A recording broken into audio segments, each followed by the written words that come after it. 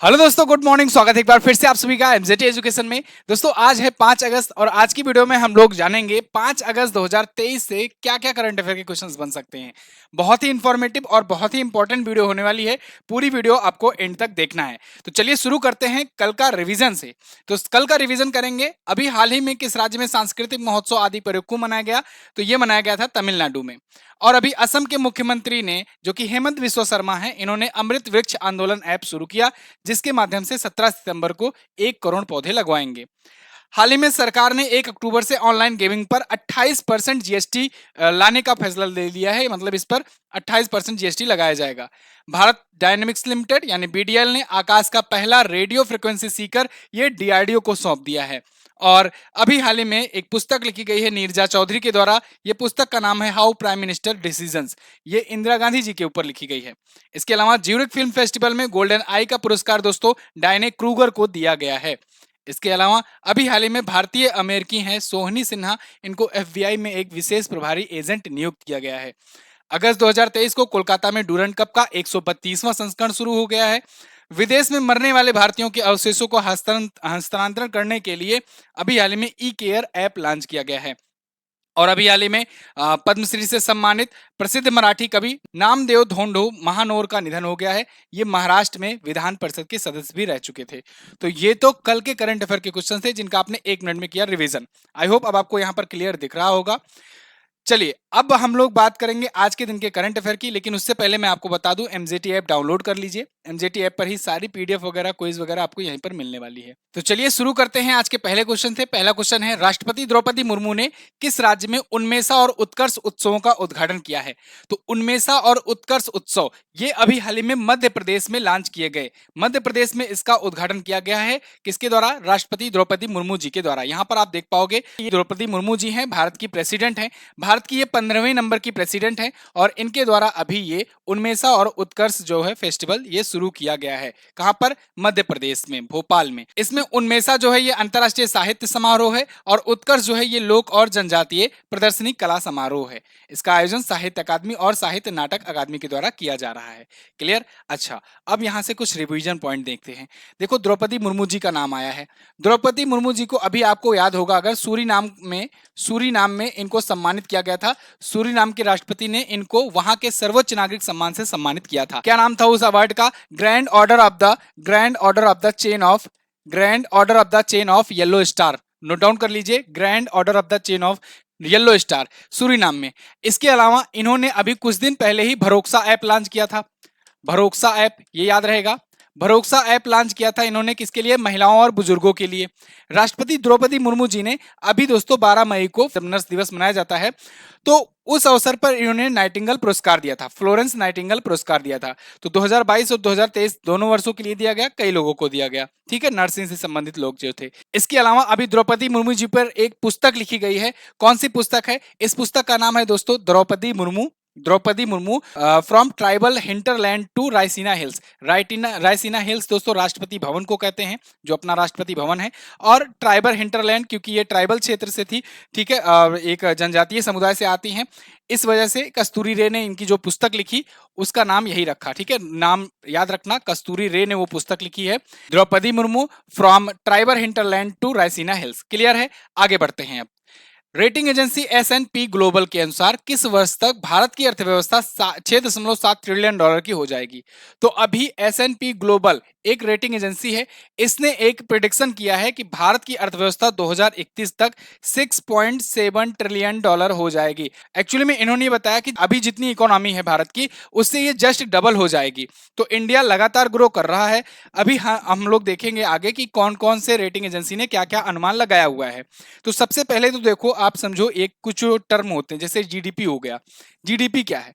GDP मतलब होता है कि ग्रॉस डोमेस्टिक प्रोडक्ट। किसी एक फाइनेंशियल ईयर में, एक वित्तीय वर्ष में, एक देश के अंदर जितनी भी वस्तुओं और सेवाओं का उत्पादन होता है, प्रोडक्शन होता है, उसे ही कहते हैं ग्रॉस डोमेस्टिक प्रोडक्ट। ठीक है, लेकिन ध्यान रहे ये वित्तीय वर्ष के अंदर होना चाहिए। अब चूंकि मेक इन इंडिया को बढ़ावा देने के लिए भारत सरकार लगातार इन प्रयासों पर कर रही है कि जीडीपी में ग्रोथ आए, जिससे अभी आपने सुना भी होगा पीएम मोदी ने अनाउंस किया था कि हम अगले अपने कार्यकाल में इंडिया की जीडीपी या कहें कि इंडिया की इकोनॉमी इकोनॉमी जो है वो तीसरी लार्जेस्ट इकोनॉमी बनवा देंगे। ठीक है, चलो तो यहां तक फिलहाल इन्होंने 2030-31 तक का बताया है, अनुमान लगाया है S&P ग्लोबल रेटिंग ने कि भारत की इकोनॉमी 6.7 ट्रिलियन डॉलर हो जाएगी। अभी कितना है, 3.4 ट्रिलियन डॉलर है।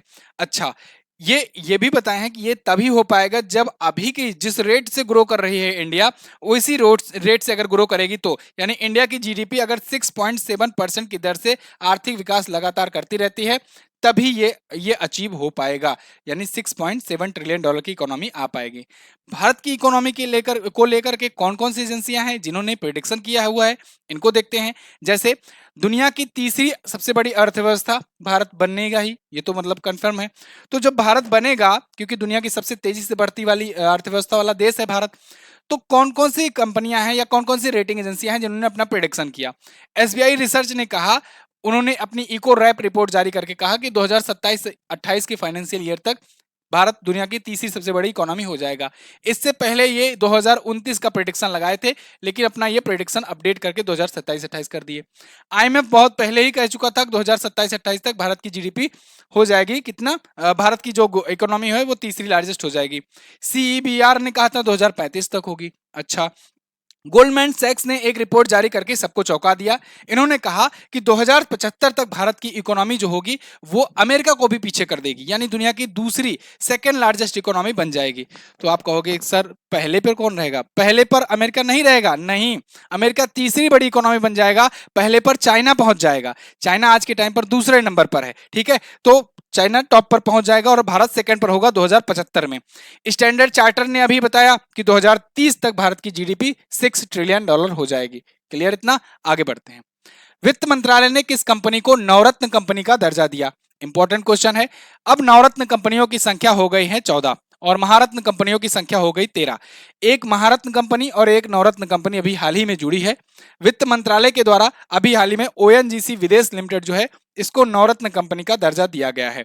तो यहां पर आप आर्टिकल देख लेंगे, oil India limited is now Maharatna and OVL यानी ओएनजीसी विदेश लिमिटेड इज नाउ नवरत्ना। तो दो कंपनियों को अपग्रेड किया गया है, ये महारत्न बन गई है ऑयल इंडिया लिमिटेड और ओएनजीसी विदेश लिमिटेड ये नवरत्न बन गई है। चलो, तो ये सारी चीजें वही है जो मैंने आपको बताया प्रमोट होकर के। अब सबसे पहले समझते हैं ये नवरत्न और महारत्न कंपनियां होती क्या हैं। दोस्तों, भारत सरकार की बहुत सारी कंपनियां हैं। भारत सरकार अपने अंदर बहुत सारी पब्लिक कंपनियों को रखती है जिसे पब्लिक सेक्टर अंडरटेकिंग कहते हैं, यानी जिस पर 50% से ज्यादा का आधिपत्य कम से कम भारत सरकार का होता है। ऐसी बहुत सारी कंपनियां हैं। तो भारत सरकार ने वैल्यूएशन के हिसाब से कुछ क्राइटेरिया ऐसे डिसाइड किए हैं जिसके हिसाब से वो कैटेगरी बनाई है।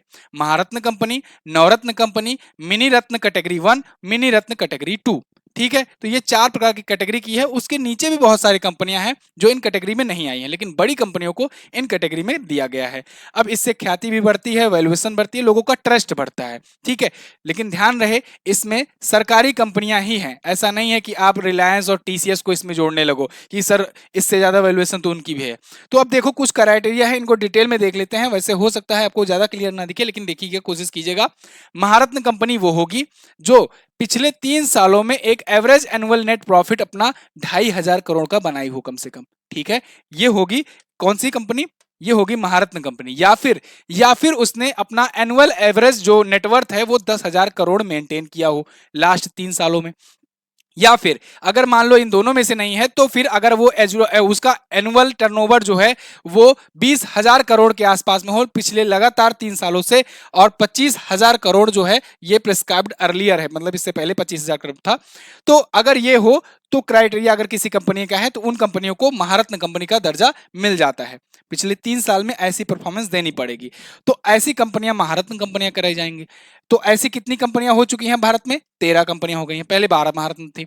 अब इसके बाद इन्होंने ये भी कहा है कि अगर नवरत्न कंपनियां कौन कौन सी होंगी, a score of 60 out of 100 based on 6 parameters, मतलब 6 पैरामीटर होते हैं, उसमें स्कोरिंग की जाती है। तो उसमें 60 स्कोर जो पा जाता है उसे ये कहा जाएगा। साथ ही साथ अगर वैल्यूएशन की बात करें तो ए पीएसयू मस्ट फर्स्ट बी ए मिनी रत्ना। ये नवरत्न पहुंचने के लिए उसको पहले मिनी रत्न कैटेगरी में होना चाहिए। ऐसा नहीं कि आज ही आए और अचानक से वैल्यूएशन बढ़ गई और डायरेक्ट पहुंच गए वहां पर, ठीक है, मतलब इतना बड़ा इन्वेस्टमेंट करा लिए। तो इसके लिए कुछ सालों तक उसे किसमें होना चाहिए, मिनी रत्न में होना चाहिए। उसके बाद क्राइटेरिया थोड़ा थोड़ा घटा दिया जाता है, ठीक है। इसके बाद मिनी रत्न कैटेगरी 1 में भी ऐसे है कि उसने लास्ट 3 ईयर में कम से कम वो प्रॉफिट में रही हो, कभी लॉस में ना रही हो। जैसे आप कंपनियां बहुत सारी सुनती हैं लेकिन लगातार वो लॉस में चल रही हैं, आपको पता भी नहीं है। बाइजू, जोमेटो, ये सभी जो बड़ी बड़ी कंपनियां हैं ना, ये लगातार कई सालों से लॉस में चल रही हैं, फिर भी ये सबसे बड़ी कंपनियां बनी हुई हैं। लेकिन ये लॉस में नहीं होना चाहिए, ये बात ध्यान रहे कि जो कंपनियां लगातार पिछले 3 सालों में वो प्रॉफिट में रही हों, इसलिए उन्हें मिलेगा ये दर्जा। तो ये कंपनियों की क्राइटेरिया है। अब यहां पर लिस्ट देख लो साहब, ये टोटल 13 जो है महारत्न कंपनियां हैं और ये टोटल नवरत्न कंपनियों की लिस्ट है। स्क्रीनशॉट लेना चाहो तो स्क्रीनशॉट आप ले सकते हो। यहां पर देखोगे आप तो ओएनजीसी, भेल, BPCL, CIL, GAIL, HPCL, IOCL, NTPC, PGCIL, PFCL, REC, SAIL और ओआईएल है। लास्ट में ये ओआईएल जुड़ा हुआ है। ऐसे ही यहां पर नवरत्न कंपनियां हैं, स्क्रीनशॉट ले लो आप। मैं ज्यादा इसको एक्सप्लेन नहीं करूंगा, नहीं तो टाइम ज्यादा जाएगा। आप में से बहुत सारे लोग देखो कमेंट करते हैं ना कि सर बहुत ज्यादा लंबी वीडियो ना करिए। ठीक है, लंबी वीडियो नहीं किया जाएगा, लेकिन मैं कोशिश करूंगा फास्ट में पढ़ाने को। तो आपको उसी मतलब फ्लो में आपको जुड़ना भी होगा, कंसंट्रेट भी रहना होगा। साथ ही साथ मैं कोशिश करूंगा कम समय में आपको ज्यादा से ज्यादा कंटेंट देने का। रिवीजन भी आपका इसमें रहेगा, तो आप बिल्कुल परेशान मत होइए। इतने कम समय में इतना ज्यादा कंटेंट आपको दूंगा कि आपको मजा ही आ जाएगा। आपको लगेगा कि मात्र 20 से 25 मिनट के अंदर आप कितना ज्यादा कंटेंट पाओगे, ठीक है, जो कंटेंट आप घंटों घंटों की क्लास में नहीं पाओगे। किस केंद्रीय मंत्री द्वारा study in India portal launch किया गया? तो स्टडी इन इंडिया पोर्टल दोस्तों अभी हाल ही में धर्मेंद्र प्रधान जी, जो कि केंद्रीय शिक्षा मंत्री हैं, ये, इसके अलावा एस जयशंकर जी, जो कि विदेश मंत्री हैं, इन दोनों के द्वारा ये लॉन्च किया गया है। अब स्टडी इन इंडिया पोर्टल देखो, नाम से ही स्पष्ट है, नाम से ही स्पष्ट है, स्टडी इन इंडिया मतलब भारत में पढ़ो। भारत में कौन पढ़ेगा? भारत की जो हैं वो तो भारत में पढ़ेंगे, मतलब कि जैसे कि मान लो हम लोग आम नागरिक हुए, आम स्टूडेंट है, तो हम लोग कहाँ बाहर भाग रहे हैं, तो हम लोग तो पढ़ ही रहे हैं। लेकिन अंतरराष्ट्रीय जो स्टूडेंट जो दूसरे देशों को हैं, वो भारत में आ सके, पढ़ सके, इसको बढ़ावा देने के लिए study in India portal launch किया गया है। Centre launches study in India portal to help international student, जो ओवरसीज स्टूडेंट हैं उनकी हेल्प के लिए। उनके लिए इसमें कई सारी सहूलियतें होंगी, जैसे जैसे साथ ही साथ इसमें यह भी किया गया है कि वीजा भी अगर वो अप्लाई करना चाहते हैं तो वीजा भी अप्लाई करने के लिए इसमें वो है, सिस्टम है, बना हुआ है। इसके अलावा कौन कौन से इंस्टीट्यूट हैं भारत में, कैसे वेल परफॉर्मिंग इंस्टीट्यूट हैं, क्या उनमें स्टडी का क्या क्राइटेरिया है, ये सारी चीज़ें इस डिटेल दी रहेंगी। तो इंटरनेशनल स्टूडेंट हैं कोई, तो वो पहले इस पोर्टल के माध्यम से अच्छे से जानकारी ले पाएंगे और अप्लाई भी कर सकेंगे, जिससे भारत में विदेशों से आकर के लोग पढ़ेंगे, पर्यटन को भी बढ़ावा मिलेगा, इकोनॉमी भी बढ़ेगी। 3 अगस्त को नई दिल्ली में ये लॉन्च किया गया है, ठीक है। अब देखो शिक्षा मंत्रालय, शिक्षा की बात आई है तो हम लोग शिक्षा से संबंधित कुछ चीजें जान लेते हैं। तो देखो, जब भी शिक्षा की बात आए ना, तो सबसे पहला जो चीज है वो आपको रिवाइज करना है न्यू एजुकेशन पॉलिसी को। नई शिक्षा नीति, नई शिक्षा नीति 2020 में लॉन्च की गई दोस्तों। ये 34 सालों के बाद लॉन्च की गई, 34 वर्षों के बाद लॉन्च की गई थी। पिछली वाली जो शिक्षा नीति थी वो 1986 में आई थी। इस बार वाली जो आई हुई है ये तीसरी थी, थर्ड ये एजुकेशन पॉलिसी है, ठीक है ना, जो न्यू एजुकेशन पॉलिसी आई हुई है। अच्छा, ये न्यू एजुकेशन पॉलिसी लॉन्च करने वाला पहला राज्य कौन बना? तो कर्नाटक आप बताओगे साहब पहला राज्य है, और दूसरा राज्य कौन सा है? एमपी है, यानी कि मध्य प्रदेश है। क्लियर है, याद रहेगा। अब देखो, ये तो इससे रिलेटेड हो गया। अभी दोस्तों एक शिक्षा महाकुंभ लॉन्च किया गया था, शिक्षा महाकुंभ लॉन्च किया गया था। क्या आपको पता है किस राज्य सरकार के द्वारा लॉन्च किया गया था? पंजाब के द्वारा लॉन्च किया गया था। किसके द्वारा?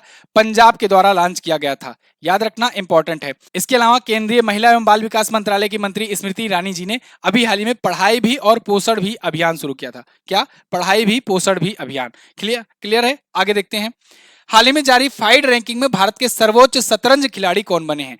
तो फाइड रैंकिंग में सबसे बेस्ट भारतीय सर्वोच्च शतरंज खिलाड़ी बन गए, मतलब कि रैंकिंग वाले खिलाड़ी बन गए हैं डी गुकेश। डी गुकेश, इन्होंने विश्वनाथन आनंद को रेटिंग में पीछे कर दिया है। इनकी एक्चुअल में अभी फाइड का वर्ल्ड कप चल रहा है, तो उसमें रेटिंग मैंने आपको बताया था, पॉइंट्स मिलते जाते हैं। अगर 2500 पॉइंट से ऊपर हो जाता है, 2500 लाइव स्कोर पॉइंट से ऊपर हो जाता है, तब वो ग्रैंड मास्टर कहलाता है। अब दोनों ही तो ग्रैंड मास्टर बहुत पहले ही बन चुके थे, मतलब इनकी लाइव स्कोर रेटिंग इससे तो ज्यादा पहले से ही है। इनकी देखो 2700 2755 पहुंच गई है। 2755 डी गुकेश की पहुंच गई है रेटिंग। और विश्वनाथन आनंद जो है इनको थोड़ा सा लॉस हुआ और 2754 इनकी रेटिंग है वर्तमान में।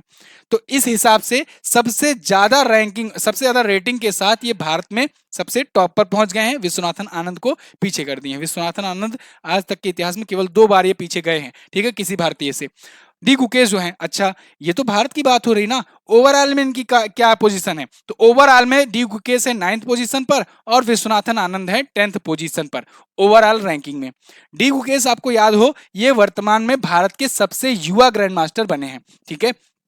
भारत के सबसे युवा ग्रैंड मास्टर यही हैं। विश्व के सबसे युवा ग्रैंड मास्टर पूछा जाए तो आप बताएंगे अभिमन्यु मिश्रा।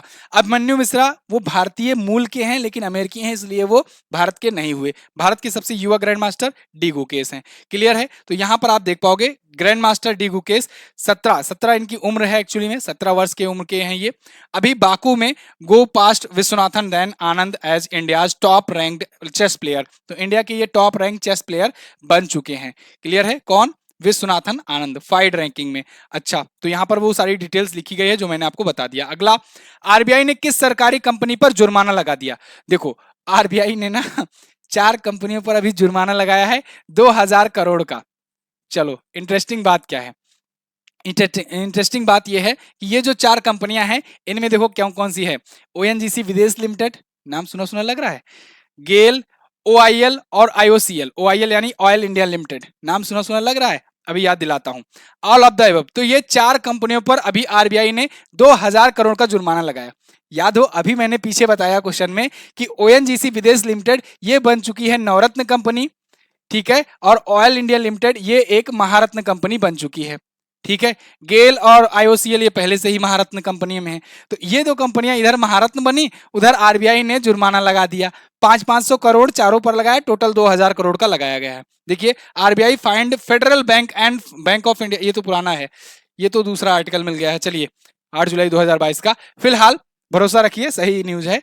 तो ये 4 कंपनियां हैं, ओएनजीसी विदेश limited, oil India corporation limited, ठीक है, इंडियन ऑयल कॉर्पोरेशन लिमिटेड, गेल यानी कि gas authority of India limited और ऑयल इंडिया लिमिटेड। इन 4 कंपनियों पर जुर्माना लगाया गया है 2000 करोड़ का टोटल और 500 करोड़ का एक एक पर। अच्छा, कारण क्या बताया इन्होंने? आरबीआई ने कहा है कि ये ओवरसीज इन्वेस्टमेंट देर से बताते हैं। ओवरसीज मतलब कि भारत के बाहर अगर कोई इन्वेस्टमेंट करते हैं तो ये लोग देर से जानकारी देते हैं। जब तक आरबीआई को जानकारी मिलती है तब तक ये लोग काफी ज्यादा प्रॉफिट बना चुके होते हैं, ठीक है। भले से कोई भी सरकारी कंपनी हो, कुछ भी हो, आरबीआई जो है वो आरबीआई है, वो लगाएगा जुर्माना तो लगाएगा, ठीक है ना, किसी पर भी हो। तो आरबीआई के बारे में अगर बात करें तो इसकी स्थापना आपको पता है, इसकी स्थापना कब हुई थी? 1 अप्रैल 1935 को, 1935 को। इसका राष्ट्रीयकरण या कहें नेशनलाइजेशन कब किया गया? 1 जनवरी 1949 को इसको राष्ट्रीयकृत किया गया। अच्छा, जब यह स्थापित हुआ था तो पहले इसके गवर्नर कौन बने थे? पहले गवर्नर बने थे ओसबॉर्न स्मिथ। ओसबॉर्न स्मिथ बने थे। और पहले भारतीय गवर्नर या कहें कि भारतीय मूल के जो रहने वाले हों वो पहले गवर्नर कौन बने थे? तो आप बताएंगे सीडी देशमुख। सीडी देशमुख बने थे पहले भारतीय गवर्नर, याद रहेगा। वर्तमान में कौन गवर्नर है? वर्तमान में है शक्तिकांत दास जी। शक्तिकांत दास जी ये कौन से नंबर हैं? शक्तिकांत दास जी ये किस नंबर के हैं? ये 25वें नंबर के गवर्नर हैं वर्तमान में। और अभी आपको याद होगा कि इनको दिया गया था गवर्नर ऑफ द ईयर का पुरस्कार, ठीक है, एक इंटरनेशनल संस्था द्वारा गवर्नर ऑफ द ईयर का पुरस्कार इनको मिला था, 25वें ये हैं। किस गवर्नर के टाइम पर नोटबंदी हुई थी? तो 24वें गवर्नर जो कि उर्जित आर पटेल थे, उनके टाइम पर 2016 में नोटबंदी हुई थी। ये क्वेश्चन बहुत बार पूछा गया है और आगे भी पूछा जाएगा, ठीक है। आगे देखते हैं, एसएससी जेई का भी बैच है दोस्तों आया हुआ है। अगर आप एसएससी जेई की तैयारी कर रहे हो, सीरियसली कर रहे हो, जीएस में आपको थोड़ा सा प्रॉब्लम है। देखो, जो भी इंजीनियरिंग के स्टूडेंट्स होते हैं वो टेक्निकल पर ज्यादा फोकस करते हैं, जीएस में ज्यादा कमांड बना नहीं पाते हैं, फोकस नहीं कर पाते हैं, क्योंकि 12-12 13-13 सब्जेक्ट होते हैं टेक्निकल के ही उनके। तो ऐसे में आप अगर टेंशन फ्री होना चाहते हो कि जीएस के लिए एक प्लेटफॉर्म ज्वाइन करो जो सबसे बेस्ट तरीके से आपको समझ में आ जाए और सबसे कम दाम में आ जाए, तो आपका अच्छे से तैयार भी हो जाए, तो आप जो है इसको ज्वाइन कर सकते हो इस बैच को। अभी के लिए आपको कूपन कोड यूज करना है JE33, आपको मिल जाएगा इस पर 33% का डिस्काउंट। बहुत सारे स्टूडेंट इसको ज्वाइन कर रहे हैं, अभी ज्वाइन कीजिए, जबरदस्त बैच है, मजा आ जाएगा आपको। सारे सब्जेक्ट जीएस के तैयार कराए जाएंगे। एमजेटी ऐप पर ही ये ऐप मिलेगा आपको, ठीक है, ये कोर्स मिलेगा। एमजेटी ऐप आप गूगल प्ले स्टोर से डाउनलोड करके रखिए। अगला क्वेश्चन देखते हैं, अभी भागो मत, अभी है। राजमार्ग यात्रा ऐप दोस्तों किसके द्वारा लॉन्च किया गया? ये अभी हाल ही में NHAI के द्वारा लॉन्च किया गया है, national highways authority of India के द्वारा, यानी भारतीय राष्ट्रीय राजमार्ग प्राधिकरण के द्वारा इसे लॉन्च किया गया है। कौन सा ऐप है? राजमार्ग यात्रा ऐप। ठीक है, राजमार्ग यात्रा ऐप। देखो नाम से ही स्पष्ट है, ये आपका राजमार्गों पर यानी हाईवेज पर यात्रा को सुलभ बनाएगा। आपको उसमें फास्टैग का भी रिचार्ज करने का ऑप्शन होगा, डिटेल्स होगी कौन सी हाईवे है, कैसा है, क्या क्या डिटेलिंग है, कैसी व्यवस्था है, टोल टैक्स वगैरह सारी इंफॉर्मेशन इसमें दिया जाएगा। तो देखिए इसका उद्देश्य है राष्ट्रीय राजमार्ग उपयोगकर्ता यानी कि नेशनल हाईवे पर जो चलते हैं उनके लिए व्यापक जानकारी मिलना प्रदान करना, कुशल शिकायत निवारण प्रदान करना। अगर किसी कोई शिकायत है वो शिकायत भी यहाँ से कर सकता है कि यहाँ पर खुदा है, वहां खुदा है, जहां नहीं खुदा है वहां कल खुदेगा, और रास्ते निर्बाध और सुरक्षित किया जा सके। साथ ही साथ फास्टैग वगैरह का भी रिचार्ज कर सकेंगे, पेटीएम की जरूरत नहीं है। National highways authority of India की स्थापना 1995 में हुई थी, नई दिल्ली में इसका हेडक्वार्टर है और संतोष कुमार यादव जी हैं इसके वर्तमान में अध्यक्ष। क्लियर है ना? अगला, हाल ही में कैबिनेट सचिव राजीव गौबा जी का कार्यकाल बढ़ा दिया गया है। इनका कार्यकाल कितने दिन के लिए बढ़ाया गया है? इनको दोस्तों 1 साल के लिए इनका कार्यकाल बढ़ा दिया गया है। लगातार तीसरी बार ये पाए हैं विस्तार, थर्ड टाइम ये पाए हैं विस्तार। अब इनको नहीं मिलेगा, क्यों? क्योंकि अगर आपको याद हो कुछ दिन पहले ही मैंने आपको बताया था सुप्रीम कोर्ट का एक निर्णय, कई महीने हो गए हालांकि, जिसमें बताया गया था सुप्रीम कोर्ट के द्वारा कि अगर कोई कैबिनेट सचिव या कोई भी नियुक्ति होती है तो उसे 3 बार ही एक एक साल का विस्तार दिया जा सकता है, उससे ज्यादा बार विस्तार नहीं दिया जाएगा। क्लियर है? अच्छा, एक चीज और मैंने अभी रिसेंटली बताया था, ईडी जो इन्फोर्समेंट डायरेक्टरेट होता है ना, प्रवर्तन निदेशालय, इसके जो अध्यक्ष हैं इनका नियुक्ति जो है, इनका कार्यकाल जो है वो बढ़ाना चाहती थी सरकार अक्टूबर तक। ठीक है, जो मैंने आपको बताया था ना कि FATF की अभी मीटिंग चल रही है तो उसको लेकर के सरकार चाह रही थी 15 अक्टूबर तक बढ़ाया जाए, तो फिर सुप्रीम कोर्ट ने कहा नहीं नहीं 15 सितंबर तक ही बढ़ाएंगे। तो आप मुझे कमेंट करके बताओ ये ईडी के वर्तमान में अध्यक्ष हैं कौन? साथ ही साथ यहाँ पर राजीव गौबा पर बात करते हैं, ये कैबिनेट सचिव हैं। देखो भारत में अलग अलग मंत्रालय के लिए, अलग अलग संस्थाओं के लिए एक सचिव होते हैं। सचिव जो होता है दोस्तों वो समझ लो देश में सबसे पढ़ा लिखा व्यक्ति होता है। सचिव जो IAS बनता है ना, IAS के चाचा होते हैं, समझ लो रिलेशन वाले चाचा नहीं, एक्सपीरियंस के माध्यम से। जैसे कोई IAS बना, IAS के बाद 20 साल 30 साल तक IAS रहा लगातार, उसके बाद उसे सचिव लेवल पर प्रमोट किया जाता है। ये सचिव काम क्या करते हैं? ये सचिव जैसे कोई मंत्रालय हुआ, जो मंत्री होते हैं आप जानते हो, मंत्री तो वोट के माध्यम से आए रहते हैं, तो मंत्रियों को सलाह देने के लिए जो पढ़े लिखे वाले व्यक्ति रखे जाते हैं उन्हें ही कहते हैं सचिव। समझ लो एक प्रकार से सचिव और सलाहकार जो होते हैं ये IAS लेवल के और अधिकारी होते हैं। तो ऐसे अलग अलग डिपार्टमेंट के सभी के होते हैं, आसान भाषा में आप ऐसे ही समझ सकते हो। राजीव गौबा जी जो हैं ये कैबिनेट सचिव हैं। तो कैबिनेट सचिव हैं, 3 बार का इनका कार्यकाल मिल चुका है, तीसरी बार ये था। अब ये 30 अगस्त से अगले 1 साल के लिए और रहेंगे। 1982 बैच के ये IAS ऑफिसर हैं, इससे पहले ये गृह सचिव थे, अब ये कैबिनेट सचिव बना दिए गए हैं। अगली बार कोई और सचिव बना दिए जाएंगे। ठीक है, 3 बार तो इसमें हो गए। अब कुछ और जो सचिव हैं और मंत्रालय के, उनका हम लोग रिवीजन कर लेते हैं। जैसे प्रेसिडेंट साहब को कौन सलाह देगा, यानी प्रेसिडेंट के सेक्रेटरी कौन है? इनके सेक्रेटरी हैं राजेश वर्मा। इनका नाम याद रखना है, इंपॉर्टेंट है, पूछा जाएगा आपसे। प्रेसिडेंट के सेक्रेटरी कौन है? कौन है? राजेश वर्मा। इसके अलावा वाइस प्रेसिडेंट के सेक्रेटरी कौन है? सुनील कुमार गुप्ता जी हैं वाइस प्रेसिडेंट के सेक्रेटरी। ठीक है, इसके अलावा प्रिंसिपल सेक्रेटरी प्राइम मिनिस्टर, ये कौन है? ये है PK मिश्रा। PK मिश्रा के प्रिंसिपल सेक्रेटरी हैं to the prime minister. Cabinet secretary कौन है? राजीव गौबा जी हैं, ये कैबिनेट सेक्रेटरी हैं। अच्छा, विदेश सचिव कौन है? विनय मोहन क्वात्रा जी है, ये विदेश सचिव हैं। रक्षा सचिव कौन है? गिरधर अरमाने, इनका नाम याद रखना, रक्षा सचिव हैं। गृह सचिव कौन है? गृह सचिव हैं अजय कुमार भल्ला। ये 3 नाम एक्स्ट्रा मैं बता दे रहा हूं, उसको भी आप नोट डाउन कर लेना। क्लियर? आगे बढ़ते हैं। भारतीय अंगदान दिवस कब मनाया गया? Important question. देखो अब इसमें लोग कंफ्यूज होते हैं और गलत करके चले जाते हैं। मैं अगर आपसे पूछ लूं ऐसे रैंडमली किसी और दिन, आज तो नहीं, तो फिर आप लोग गलत कर दोगे। भारतीय अंगदान दिवस कब मनाया जाता है? 3 अगस्त को। गलत क्यों करोगे? क्योंकि 13 अगस्त को यानी 10 दिन के बाद विश्व अंगदान दिवस मनाया जाता है। विश्व अंगदान दिवस मनाया जाता है। अंगदान दिवस यानी कि वर्ल्ड ऑर्गन डोनेशन डे, ये नेशनल ऑर्गन डोनेशन डे है। ठीक है, तो नेशनल ऑर्गन मतलब कि अंग, जो कोई अंग अपना दान करते हैं। अंग कौन दान करता है? जैसे कोई वृद्ध हो गया पर्सन, या फिर किसी की एक्सीडेंट में मृत्यु हो गई, ठीक है, अचानक से कोई मृत्यु हो गई, तो फिर डॉक्टर कहते हैं भाई साहब अब तो ये चले ही गए हैं, ठीक है, मुझे भी दुख हो रहा है कि ये चले गए हैं, लेकिन अगर आप चाहो कि और किसी की हेल्प हो जाए, किसी की जान बच जाए, तो अगर आप भले पर्सन हो तो आप इनके ऑर्गन को डोनेट कर सकते हो। तो ऑर्गन के डोनेशन से क्या होता है ना कि क्योंकि किसी भी पर्सन की अगर कोई ठीक है, मान लो कि इसमें पैसे ज़्यादा लगते हैं, लेकिन अगर किसी की जान बच जाती है तो इससे भला और कुछ नहीं हो सकता है। तो ऑर्गन डोनेशन के को लेकर के प्रमोट करने के लिए, मतलब ऑर्गन डोनेशन को बढ़ावा दिया जा सके, इसीलिए ये दिवस मनाया जाता है।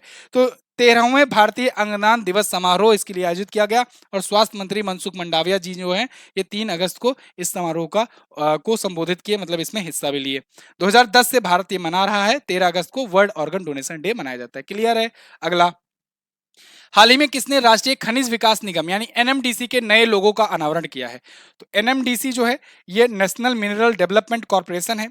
इसका नया लोगो लॉन्च किया गया है। लोगो मतलब आप समझ रहे हो ना, जैसे ये लोगो दिख रहा है, ये एमजेटी का लोगो है, ठीक है, अपना चैनल का जो है उसका लोगो है। तो इसको लॉन्च किया है ज्योतिरादित्य एम सिंधिया ने, ठीक है, ज्योतिरादित्य सिंधिया जी ने ये लॉन्च किया है। ये है नया लोगो एनएमडीसी का, ठीक है, नया लोगो है, इसको देख लीजिए, ये लॉन्च कर रहे हैं ज्योतिरादित्य सिंधिया।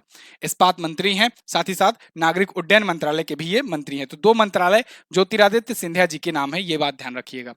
एनएमडीसी के बारे में बात करें तो 1958 में स्थापना हुई थी।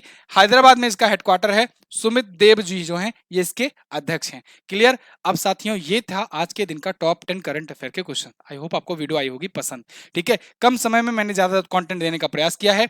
एमजेटी ऐप आप डाउनलोड कीजिए, साथ ही साथ एमजेटी एजुकेशन जो टेलीग्राम ग्रुप है, इसको भी आप ज्वाइन कीजिए, क्योंकि इस ग्रुप में भी आपको बहुत सारे कंटेंट प्रोवाइड किए जाते रहते हैं लगातार। कल मैंने आपसे क्वेश्चन पूछा था, जीआई टैग प्राप्त करने वाला कौन सा प्रोडक्ट अभी हाल ही में जिसे मिला है वो उत्तर प्रदेश से संबंधित है, तो वो है धातु शिल्प। यूनेस्को की विश्व धरोहर समिति का 45वां सत्र कहां पर होगा? ये होगा यूएई के रियाद में, ठीक है, यूएई की रियाद, अरे रियाद जो है ये तो सऊदी अरब में है जी। ये रियाद जो है ये कहां पर है? सऊदी अरब में है, ठीक है। चलो, टाइपिस्ट से मिस्टेक हुई है, कोई बात नहीं। आज को आपको क्या बताना है? आज के करंट अफेयर में एशिया की सबसे पुराने फुटबॉल टूर्नामेंट डूरंड कप की शुरुआत कब से हुई है, ये बताइएगा। साथ ही साथ निम्न में से किस समिति का संबंध वस्तु एवं कर जीएसटी से संबंधित है? ये बहुत इंपॉर्टेंट है, बहुत ही इंपॉर्टेंट है। और मैं चाहूंगा कि आप जो भी इसके जितने भी ऑप्शन है, इन सभी को एक्सप्लेन करके रखिए, किस समिति का संबंध किससे है, और इससे आपका 1-2 नंबर बन जाएगा, समझ लो। वीडियो कैसी लगी है आप कमेंट करके जरूर बताइए। लगातार सुधार जारी है, लगातार आपको बेस्ट से बेस्ट विजुअल आपको प्रोवाइड करने का प्रयास कर रहा हूं मैं। आपको अच्छा दिखे, अच्छा लगे, ठीक है, जिससे आप वीडियो को लाइक कर पाओ, क्योंकि आप लोग लाइक ऐसे तो करोगे नहीं, जब आपका मन करेगा तभी करोगे। अगर पसंद आता है तो भाई लाइक कर दिया करो। कोशिश करता हूं आपको हमेशा अपने से बेस्ट देने का, तो आप जो है जरूर लाइक करने का प्रयास किया करो, ठीक है। अगर ना कर पाओ तो सब्सक्राइब तो कर ही लिया करो। तो और कोर्सेज वगैरह, ई बुक वगैरह सब आपको इस पर मिल जाएगा। वीडियो को एंड करते हैं, मिलेंगे अगली वीडियो में, तब तक के लिए नमस्कार, जय हिंद, वंदे मातरम।